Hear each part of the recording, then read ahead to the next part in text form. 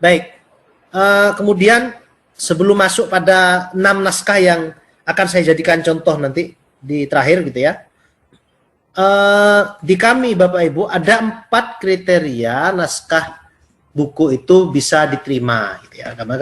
Kalau Bapak Ibu ngirimkan naskah ke kami, naskah ke penerbit gitu ya, kemudian ditolak ya jangan, enggak perlu sedih juga gitu ya.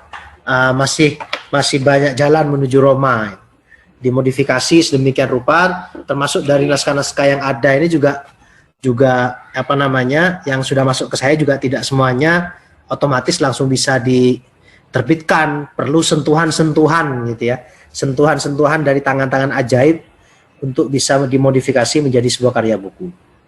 Nah, di kami naskah apapun yang masuk ke redaksi kami, sumbernya gitu ya, biasanya naskah itu kami akan tolak kalau naskahnya itu datar temanya gitu. Artinya naskahnya sudah jamak ditulis orang dan tidak ada sesuatu yang baru. Contoh, saya mau mencontohkan misalnya Bapak Ibu misalnya kalau bisa dicek deh di beberapa kampus ketika ngomong soal penelitian kualitatif atau metode penelitian, hampir semua penelitian itu pasti ada nama Sugiono gitu ya. Pasti ada nama, mau penelitian bahasa, mau penelitian kualitatif umum gitu ya. Ada Sugiono, ada Nung Muhajir gitu ya. Ada Lexi Mulyo. Kira-kira nama-nama itu dimanapun, mau kampus X IKIP atau kampus yang non IKIP atau bahkan kampus di PTN sekalipun juga kira-kira nama-nama itu masih menjadi nama yang selalu kita temukan di sebuah karya riset gitu ya. Nah, tema-tema buku-buku penelitian yang memang akan dimasukkan ke kami yang tidak ada kebaruan sama sekali dan temanya banyak, itu biasanya kami sudah sampaikan di awal ke penulisnya bahwa ini temanya tidak menarik. Ya. Potensi pembaca mungkin besar, tapi tidak ada sesuatu yang genuine yang bisa ditawarkan kepada pembaca yang generasinya baru gitu ya. Makanya Bapak Ibu yang ngajarnya misalnya mata kuliah umum ataupun jabatan fungsionalnya misalnya di mata kuliah umum, ya silakan.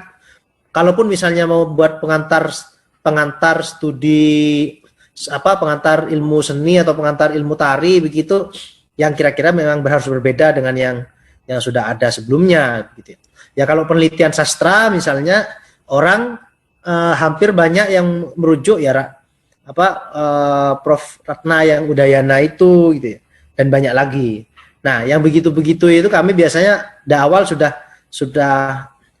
menentukan naskah ini nilainya juga rendah ketika direview gitu ya.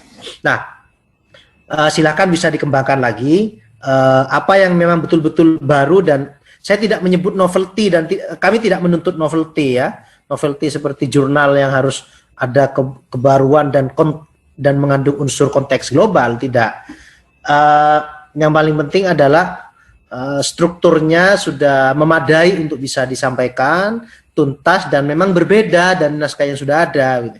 Contoh-contohnya. Nah, selama itu masih ada perbedaan-perbedaan, diferensiasinya terlihat di awal, kami biasanya lolos di tahap pertama gitu. Kemudian yang kedua, penulisan tidak sesuai dengan kaedah ilmiah populer. Nah, saya masuk pada konteks kategori yang kedua. Dari naskah yang masuk ke saya itu kan ada yang 2 itu masih penelitian kalau tidak salah ya. Saya lupa kemarin naskahnya yang soal tari sama soal matematika, pengembangan bahan ajar matematika kalau tidak salah. Kemudian ada yang buku motivasi dan ada yang kajian-kajian budaya lokal. Nah, itu selama biasanya kalau misalnya penulis silakan bisa saja menyerahkan naskahnya itu dalam bentuk format hasil penelitian, dalam bentuk karya tulis ilmiah KTI gitu ya. Tetapi kemudian ada diskusi-diskusi dengan tim redaksi mau dikonsep bagaimana buku tersebut. Gitu. Misalnya saya punya bayangan untuk buku yang tari itu menjadi buku yang buku pegangan gitu ya, buku reference ya, buku reference status kreditkumnya itu reference, tetapi buku itu bisa digunakan menjadi pegangan perkuliahan bagi mahasiswa yang menempuh mata kuliah itu, begitu. Yang saya lupa tadi ada studi daerah, nanti saya tunjukkan. Ada studi daerah itu misalnya dimunculkan saja, ini konteksnya apa, konteks kebudayaannya atau konteks budaya lokalnya yang mau diangkat gitu. Nah, baru diformat sebagaimana ketentuan-ketentuan kaidah penulisan ilmiah populer. Nah, kami tidak menuntut apakah itu harus running note atau body note gitu ya, atau endnote atau apa namanya, atau footnote sekalipun terserah. Termasuk juga madhab penulisannya juga kami tidak menuntut mengikuti madhab tertentu. Mau ngikuti yang EPA silahkan, mau ngikuti yang Kanada silahkan, mau ngikuti yang Turabian juga silahkan gitu ya, asal konsisten dari awal sampai akhir. Nah, kalau penelitian saya pikir ini lebih aman, kesalahan-kesalahan ini lebih aman, dan ya, ketidakkonsistenan dalam memilih atau menulis kutipan atau style penulisan itu biasanya ketika naskah itu dikumpulkan dari artikel jurnal. Kami juga banyak buku-buku yang terbit berdasarkan artikel jurnal dan makalah. Itu biasanya model penulisannya berbeda-beda antara bab 1 atau bagian 1, bagian 2 dan seterusnya. Nah, ini bisa disesuaikan sehingga kami tidak perlu bekerja keras lagi untuk bisa ketika mengedit naskah tersebut gitu ya. Kemudian yang ketiga, naskahnya belum lengkap. Tentu naskah yang belum lengkap itu tidak perlu diajak ngobrol ke penerbit gitu ya. Kalau misalnya naskahnya sudah lengkap, artinya bab, kalau mau bahas bab 2 10 bab ya 10 bab sudah tuntas, bukan kemudian inginnya 10 bab tapi ternyata 4 bab mandek dan 4 bab yang diajukan, tidak begitu. Ketika 10 bab tuntas, maka silakan itu bisa dikirimkan ke redaksi sehingga kami dari awal sudah kelihatan ini pasarnya, pembacanya siapa, umur berapa, akan dibaca oleh orang di daerah mana paling banyak begitu ya. Kemudian ini di fakultas apa, di kampus mana saja, itu juga akan terlihat ketika naskah itu sudah kelihatan materi-materinya sudah dianggap lengkap dan tuntas. Nah, itu Ibu. Terakhir adalah hasil survei pasar rendah.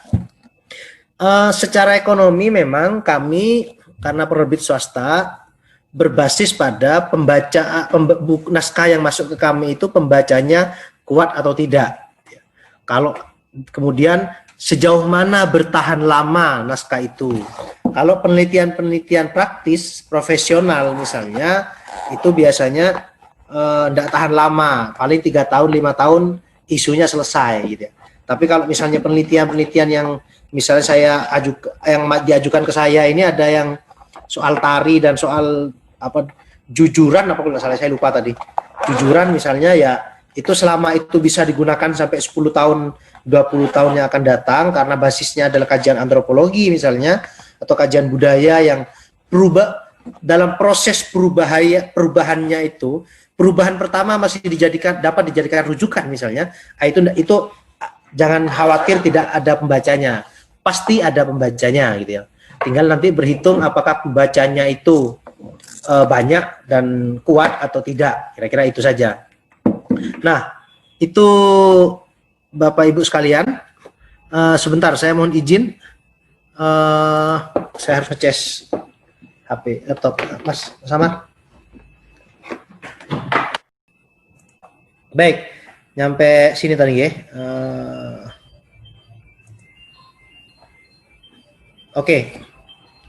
Kalau ini Bapak Ibu silakan mengira-ngira sendirilah. Saya pikir secara normatif saya guyon saja ya. Saya ajak guyon saja dengan secara normatif itu kan dosen itu mau menulis kalau proposalnya diterima oleh Dikti melalui dana BNPB, kira-kira begitu. Kalau di kampus negeri. Ya silakan saja, enggak apa-apa. Apapun motivasi menulis Bapak Ibu, bagi kami enggak penting. Yang penting naskahnya dikirimkan dan naskahnya selesai dan naskahnya dikirimkan ke redaksi kami untuk direview. Itu yang paling penting. Mau misalnya motivasinya motivasi dakwah, mau motivasi apa namanya intelektual, mau motivasi sebagai buku ajar, motivasi menulis apa namanya untuk menyelesaikan laporan penelitian, silakan, kami tidak ada urusan. Yang penting naskahnya selesaikan dan bisa dikirimkan ke kami gitu dalam format yang sudah tuntas tentunya. Nah, oke. Ini hambatan menulis, Bu G. Saya tidak tahu apakah Pak Lutfi kemarin sudah menyampaikan ini, tapi memang dari semua hambatan ini saya mau menyampaikan, mau memperingkas dengan satu kalimat. Dalam konteks menulis misalnya, salah satunya, sebagai contoh, apapun alasannya untuk tidak selesai sebuah karya tulisan, itu saya membayangkan atau saya menyimpulkan ternyata alasan itu memang lebih luas daripada alas. Seluas-luasnya alas, tetap lebih luas alasan gitu ya. Nah, berikut ini adalah beberapa alasan atau beberapa alasan dan kendala yang saya temui ketika berhadapan dengan banyak penulis kami tentunya, ketika naskah itu mulai dari awal janji mau menyerahkan sampai terakhir. Ada yang seorang profesor, kalau saya sebut namanya mungkin Ibu kenal, kayaknya juga dosennya Bu Raisa Fadila, dosen S2-nya, sejak 2014, dan saya sebut ya. Kalau saya sebut Bu Raisa nanti tahu, karena beliau alumni UN. Bisa jadi nanti pembimbingnya malah repot saya.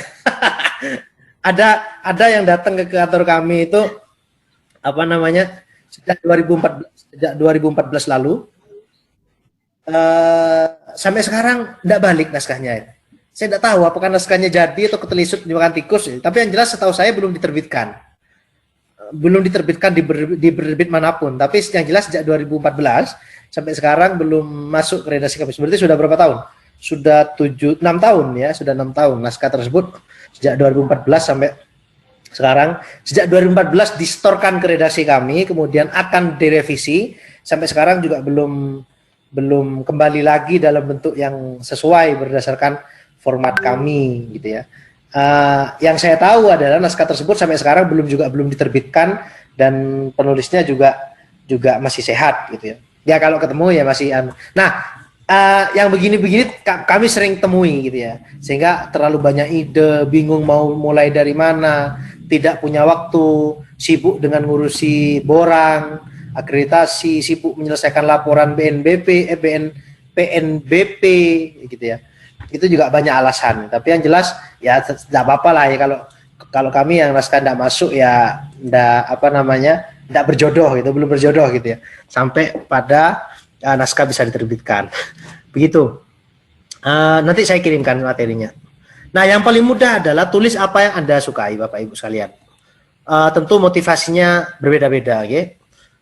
Harapan saya, dan itu menjadi SOP di kami, naskah buku yang akan kami terbitkan adalah naskah-naskah yang memang penulisnya concern di bidang itu. Misalnya Ibu Raisa Fadila misalnya sebagai dosen bahasa Inggris, ya tidak nulis pengembangan bahan ajar matematika gitu ya. Nah, itu jauh. Dan kami biasanya, kenapa setiap naskah masuk ke kami pasti tracking penulisnya. Kadang ya paling mudah kan trackingnya di Forlab Dikti atau di apa namanya, di Sinta atau di Scholar paling mudah, ya. Tapi ada banyak metode kami men-tracking penulis. Sejauh mana yang bersangkutan konsisten untuk memperjuangkan atau mengekspresikan dan menuliskan dalam sebuah karya gitu ya. Kalau misalnya saya contohkan tadi, misalnya kalau dosen bahasa Inggris nulis, misalnya beliau ahli pengembangan buku bahan ajar bahasa Inggris gitu ya, atau bahasa Arab lah gitu. Kemudian ada satu buku beliau tulis tentang pengembangan bahan ajar biologi, itu bagi kami tidak masuk akal gitu ya. Ya terjadi ada faktanya, ada naskahnya, tapi kami biasanya menghindari yang begitu.